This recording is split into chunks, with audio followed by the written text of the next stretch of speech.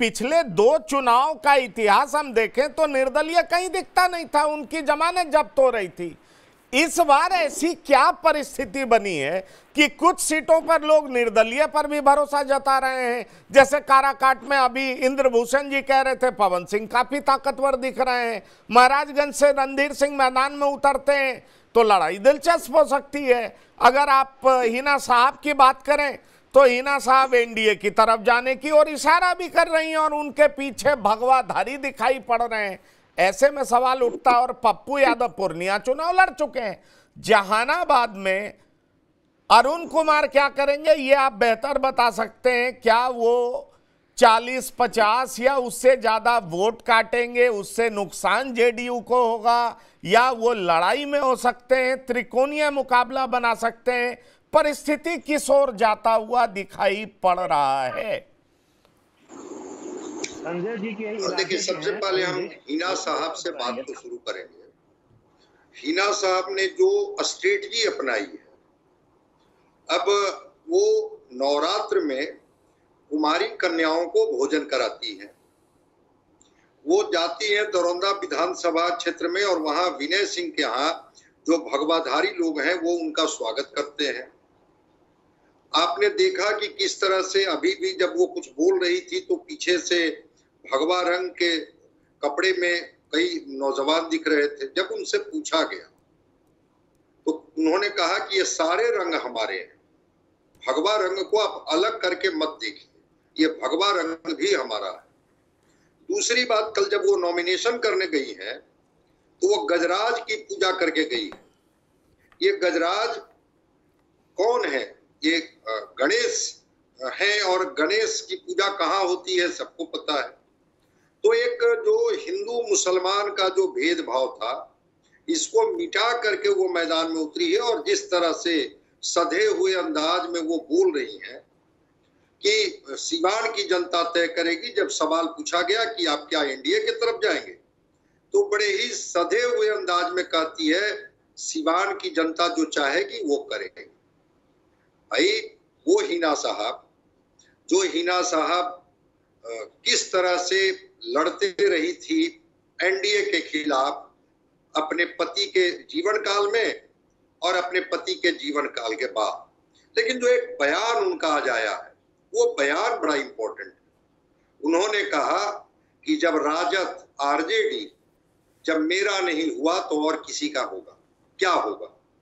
इस तरह की बात वो कह करके साफ साफ बताना चाहती है कि राजद पर जो भी भरोसा कर रहे हैं जरा सतर्क हो जाए। अब सोचिए कि कैसे वो हिना साहब, उनके पति साहबुद्दीन 90 में तो निर्दलीय जीत गए थे, लेकिन उसके बाद लगातार आरजेडी की छत्र छाया रही। वो विधायक बने, वो मेंबर ऑफ पार्लियामेंट बने, सारे चीजों में आरजेडी की छाया बनी रही। और वो हिना साहब कहती है कि सारे रंग हमारे हैं। वो गजराज की पूजा कर रही हैं, वो कुमारी कन्याओं को खाना खिला रही हैं, और वो कह रही हैं कि सिवान के लोग अगर तय करेंगे। ये मिजाज कैसे बना?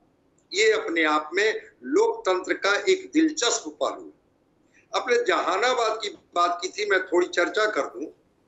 चंदेश्वर चंद्रवंशी 19 के लोकसभा के चुनाव में सबसे कम वोटों से चुनाव जीते थे, 1751 वोट से। और जहानाबाद में नोटा को वोट आया था 27,581 वोट। चंद्रवंशी जी 1700 वोट से जीतते हैं, 27,581 वोट जहानाबाद के लोगों ने नोटा को दे दिया था।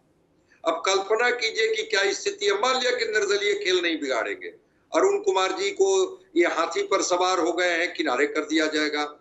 आशुतोष घूम रहे हैं वहां, एक दीपक शर्मा है राधा स्वामी सत्संग से जुड़े हुए हैं, वो घूम रहे हैं कि भाई हम गरीब लड़कियों का विवाह कराते हैं, हम नौजवानों की नौकरी में मदद करते हैं। कितना खेल बिगाड़ेंगे मुझे नहीं पता है, लेकिन हाँ, नोटा का वोट सचेत करता है लोकतंत्र में कि 1700 वोटों से जीतने वाला व्यक्ति अगर वो 27,000 वोट नोटा में चला जाता है तो क्या गारंटी है कि इस बार 30,000 वोट नोटा को नहीं मिल जाए?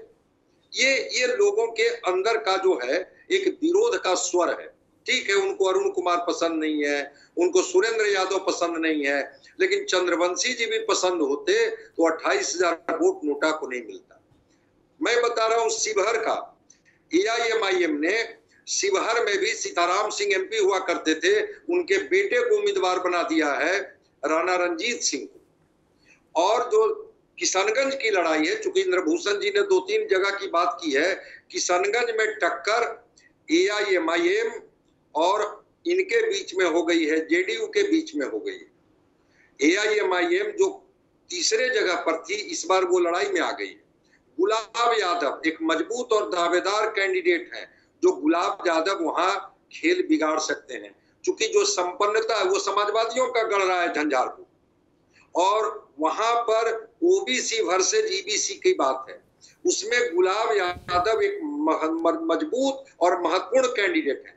और पवन सिंह की जो आपने चर्चा की, ग्लैमर भी है और उनके पास साधन भी है, तो साधन और ग्लैमर जब जुड़ जाता है, अब उनके लिए जितने भोजपुरी जगत की जो नायिकाएं हैं और नायक हैं वो टहल रहे हैं और भीड़ ताली बजा रही है।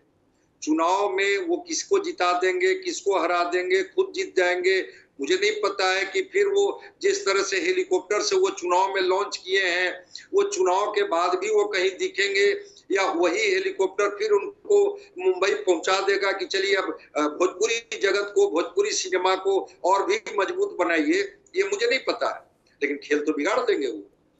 तो खेल बिगाड़ने के लिए जो कैंडिडेट का आप नाम ले रहे हैं, पवन सिंह हो, गुलाब यादव हो, हिना साहब हो, पप्पू यादव हो, ये सारे लोग जो हैं ऐसे उम्मीदवार हैं जो खेल को बिगाड़ने के लिए कहीं ना कहीं भूमिका अदा कर रही है। और अब जनता भी अब न जाने क्यों जो मत प्रतिशत गिरा है, वोट प्रतिशत गिरा है, जो नाराजगी है कैंडिडेट को लेकर के, पार्टियों को लेकर के, कि बार बार उसी कैंडिडेट पर दांव लगा रही है पार्टियां, वो 5 साल क्षेत्र में दिखे न दिखे, जनता के प्रति जिम्मेवार हो नहीं हो, राजनीति चाहे जितनी सिद्धांत विहीन हो जाए, विचारधारा किसे कहीं किनारे रख दिया जाए, लेकिन हम कैंडिडेट उन्हीं को बनाएंगे। जनता थोड़ा ऊब चुकी है, और वैसे में अगर निर्दलीय लोग आ रहे हैं तो ये बात जनता को अपील कर रही है कि जब वो कह रहे हैं कि भाई हमारे मालिक तो आप हैं,